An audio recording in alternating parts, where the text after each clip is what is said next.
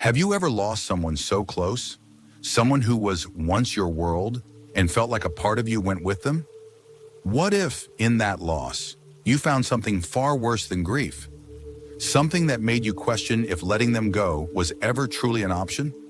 It was October 16th, the kind of crisp fall evening that always felt nostalgic, when Leif, Aria, Mattis, and Zoya met at the old cemetery. The four of them, bound together by memories of a friendship long lost to time and distance, stood around a weathered grave. Their friend Sonia had died 2 years ago in an accident that none of them fully understood. The accident had been a blur of shattered glass and ringing sirens, and Sonia had been the one who didn't make it out alive. They hadn't been able to say goodbye, not properly, not in the way they had promised each other they would when the inevitable day arrived. The cemetery was quiet, save for the rustling of dead leaves in the breeze and the distant hum of the highway. The sun was beginning to dip below the horizon, casting long, skeletal shadows over the graves. It felt as if the world itself had slowed down, just for them, to mourn. They had gathered here to honor Sonia, a woman who had been the heart of their group, who had kept them together during the toughest times. It felt wrong, in a way, to be here without her, as if her absence carved an even deeper hole into the evening, into their lives. The group stood around her grave in silence, their faces solemn. Aria, clutching a single white rose, whispered a prayer, her voice barely audible against the hush of the cemetery. Leif had his hands shoved deep in his jacket pockets, his eyes trained on the gravestone, his face a mask of unresolved grief. Mattis kept his gaze on the ground, his feet shifting uncomfortably in the dead leaves. Zoya, usually the most composed of them all, was trembling slightly. It was hard to tell whether it was the chill of the autumn air or something else that had her skin prickling. "We never even said goodbye," Zoya murmured, her voice cracking under the weight of emotion. Her breath came in shallow gasps, as if the simple words had undone something inside her.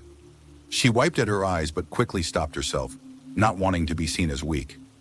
Mattis nodded, swallowing hard. "I've thought about that every day since. I can't believe she's really gone." It wasn't just the loss they had to deal with. It was the uncertainty that still lingered. There were too many questions, questions that no one dared to ask. What happened the night Sonia died?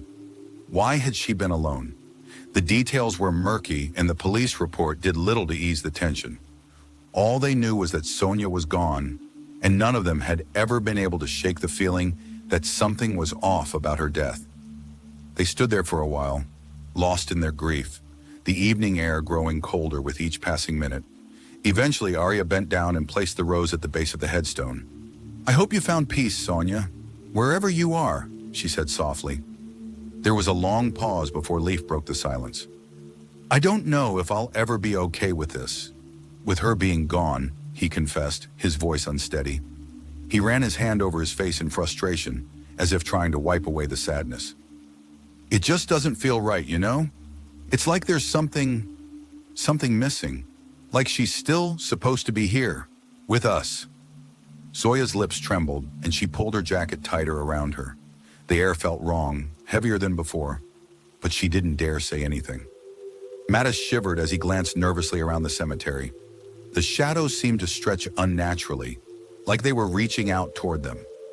The unease in the air was thick, and none of them could shake the feeling that they weren't truly alone. It was Leif who first noticed the strange occurrence. A flicker of movement out of the corner of his eye.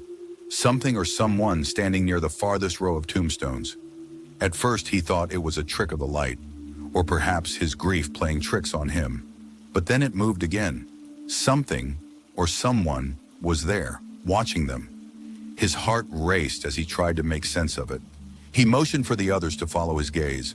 Aria, Mattis, and Zoya all turned, but whatever had been there had disappeared. The graveyard was silent, save for the rustling of leaves in the breeze. "You saw that, right?"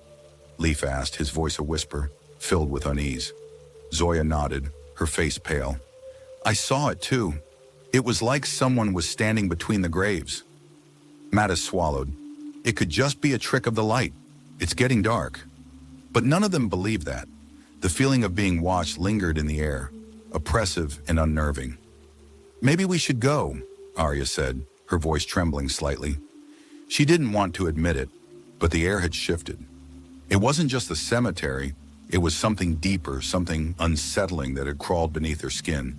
And then, as if to confirm their fears, the wind suddenly picked up, howling through the cemetery like a mournful wail. The branches of the trees shook violently, and the ground seemed to tremble beneath their feet. The distant flicker of movement returned again, only this time it was closer. The figure, if it was a figure, was now moving toward them. The wind howled louder, almost drowning out their breaths. They stood frozen, eyes wide, staring into the shadows where the figure had once been. The air was thick with dread, and for a moment, it felt like the entire cemetery was holding its breath, waiting. Zoya's voice broke the silence, barely above a whisper. "It's not just the wind, is it?" she asked, her eyes scanning the graveyard as if expecting something to leap out at them. "No," Mattis said, his voice shaking. He was the first to take a step back, his feet crunching against the dead leaves. "Something's out there, and it's not human." Leaf's heart was hammering in his chest. He felt a knot in his stomach tighten with every second that passed. They had come here to honor Sonia, to pay their respects, not to be hunted by whatever was lurking in the shadows. And yet here they were, facing something they couldn't explain. Without thinking, he turned and began to walk quickly toward the cemetery gate. "Let's go. We're not sticking around here any longer." But as he moved, the sound of footsteps echoed behind them. Slow, deliberate steps that didn't match their own. The ground seemed to tremble again, and Leif froze. He knew what he'd heard. He turned slowly, the hairs on the back of his neck standing on end. There, standing in the middle of the cemetery path, was a figure, a tall, shadowy silhouette that wasn't there just moments ago.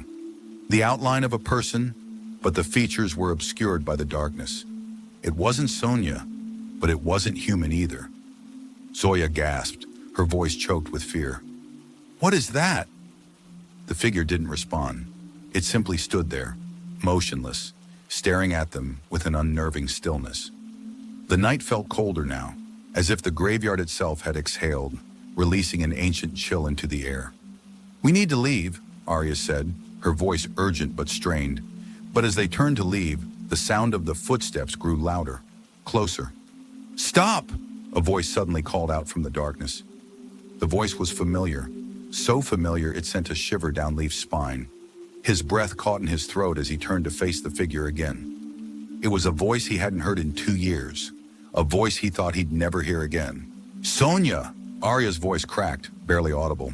She stepped forward hesitantly, her hands shaking. "Sonia, is that you?" But the figure didn't answer immediately. The shadows around it seemed to ripple, shifting in unnatural ways, and the air grew even colder. "I never left," the voice whispered, barely audible against the howling wind. The group was silent, too afraid to move. They all felt it, felt the presence, the deep, gnawing sense that something was horribly wrong. There was no way Sonia was standing in front of them. No way. "Sonia, is that really you?" Zoya asked again, her voice trembling, and there was a note of desperation in her words. The figure tilted its head, the movement unnatural, like something dragging its body through water. Its eyes glowed faintly in the dim light, an eerie pale blue that seemed to pierce through the darkness. And then, just as quickly as it had appeared, the figure's form shifted again, melting into the night like smoke. The wind stopped. The footsteps ceased. The graveyard was still once more, but none of them felt any relief. "What the hell just happened?" Leif whispered, his voice shaking. His body felt like it had turned to stone, frozen in place. He couldn't stop staring at the spot where the figure had been. Zoya was pale, her hands trembling at her sides. "That wasn't her. That wasn't Sonia. It couldn't have been." "But it sounded like her," Arya said, her voice hollow. "It was her voice. It was her voice." They stood in silence, unable to comprehend what had just happened.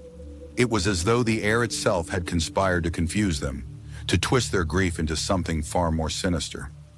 The unease still clung to them, thick as ever.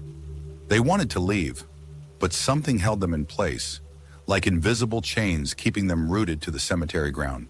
Suddenly, the ground beneath them seemed to shift, and the stones beneath their feet groaned as if the earth itself was waking up. Leaf stumbled back, his pulse pounding in his ears. The cold was unbearable now, like icy fingers digging into their skin, squeezing the warmth out of them. From the corner of his eye, he saw it again, the flicker of movement. This time, it was more than just a shadow. It was something closer, something that shouldn't have been. A hand, a pale, cold hand, emerging from the dirt at the base of Sonia's grave. The ground around the grave seemed to pulse, like a heartbeat, as if the cemetery itself was alive. Leaf couldn't look away. He couldn't move. His breath hitched in his throat as the hand stretched toward him, its fingers curled and twisted in unnatural ways. "Run!" Arya screamed. They didn't hesitate. They turned and bolted for the gate, their footsteps echoing in the silence behind them. The earth seemed to tremble with every step they took, and the wailing wind rushed in their ears, carrying the sound of a voice, now faint and distant, calling their names. They didn't look back. As they reached the cemetery gate, Leaf dared a glance over his shoulder. The graveyard was silent, dark, but the figure, the hand, the voice, it was still there, buried somewhere beneath the earth, waiting. And they would never, ever forget the reunion they had that night.